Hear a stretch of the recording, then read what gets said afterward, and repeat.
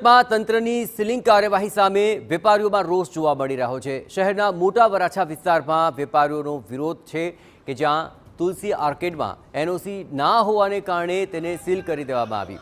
વેપારીઓએ fire NOC મેળવી લીધી, આમ છતાં સીલ ન ખોલતા રોષ જોવા મળી રહ્યો છે। વેપારીઓની તંત્રને અનેક રજૂઆત થઈ પણ છતાં પણ સીલ નથી ખોલાયો તેવો આક્ષેપ છે। તુલસી આર્કેડમાં 350 જેટલી દુકાનો આવેલી છે। વેપારીઓને દરરોજ ધંધામાં મોટું નુકસાન જતું હોવાથી તેમણે વિરોધ શરૂ કર્યો। રાજકોટની અંદર આગની જે દુર્ઘટના બાદ અલગ અલગ શહેરોની અંદર જે ફાયર વિભાગ તરફથી જે જગ્યાએ ફાયરની સુવિધા ન હતી તે તમામ કોમ્પ્લેક્સો દુકાનો છે તે સીલ કરવાની જે કામગીરી કરી હતી, ત્યારે સુરતની અંદર મોટા પ્રમાણમાં જે મોટા કોમ્પ્લેક્સો છે, દુકાનો છે જે છે તે સીલ કરવામાં આવ્યા હતા। તે ત્યારબાદ સુરતના મોટા વરાછાની વાત કરીએ તો જે તુલસી આર્કેડ છે આખું જે સીલ કરવામાં આવ્યું છે। ઘણા દિવસોથી આ જે માર્કેટો છે તે સીલ કર્યા છે અને માર્કેટના દુકાનદારો દ્વારા એનઓસી લીધા બાદ પણ જે દુકાન છે તે ખુલવામાં નથી આવતી। તેના કારણે જે વેપારીઓ છે તે વિરોધ કરી રહ્યા છે, કારણ કે અનેક અગવડો જે છે, મુશ્કેલીનો જે સામનો કરવો પડી રહ્યો છે। વેપારીઓ સાથે સીધી વાત કરીશું કઈ રીતે સમસ્યા છે, કારણ કે આવતીકાલે જે ટેક્સટાઇલ માર્કેટ પણ આખું જામ કરવામાં આવ્યું હતું। શું કહેશો, કઈ રીતે સમસ્યા થઈ રહી છે? અમને આ 10 દિવસથી અમારી આ તુલસી આર્કેટ આખું સીલ મારવામાં આવેલું હતું, ત્યારે અમારી પાસે એનઓસી નહોતું, ફાયર એનઓસી ફક્ત નહોતું, એ રિન્યૂ કરવાનું બાકી હતું। અમારું રિન્યૂ થઈ ગયું અને આ 4 તારીખથી રિન્યૂ થઈ ગયું છે, તેમ છતાં અમને કોઈ ખોલવા માટે પરમિશન નથી આપતા।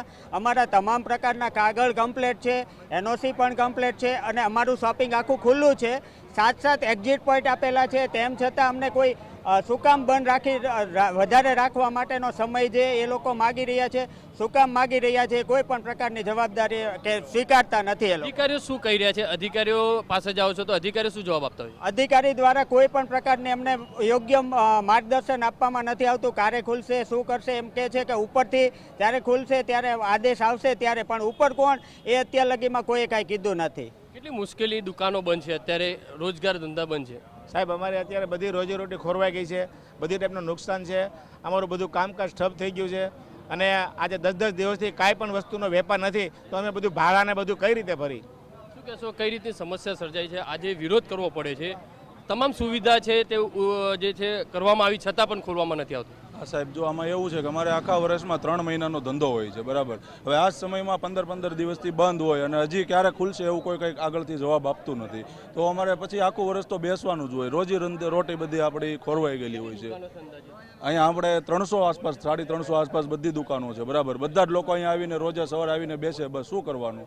ઉપર જઈએ બધે આપણે અરજી કરીએ, કોઈ કાંઈ જવાબ આપતા નથી। અત્યારે જોઈ શકાય છે કે આખું કોમ્પ્લેક્સ છે સીલ કર્યું છે, તેના કારણે જે વિરોધ છે તે વેપારીઓ કરી રહ્યા છે કે તાત્કાલિક છે તે કોમ્પ્લેક્સો છે તે ખોલવામાં આવે, કંઈક સમય આપવામાં આવે, કારણ કે આવતીકાલે જે રીતે ટેક્સટાઇલ માર્કેટ હતું તે વિરોધ ઉપર ઉતરી આવ્યું હતું, રોડ ઉપર ઉતરી આવ્યા હતા વેપારીઓ, અને આખરે તેમને સમજાવી અને પોલીસે વચ્ચેનો રસ્તો જે હતો તે કાઢ્યો હતો। પણ મહત્વની વસ્તુ એ છે કે સુરતના ફાયર વિભાગ અને મહાનગરપાલિકાના જે અધિકારીઓ છે તેમના દ્વારા કોઈ ચોક્કસ નિરાકરણ લાવવામાં આવે તેવી વેપારીઓની માંગ કરવામાં આવી રહી છે।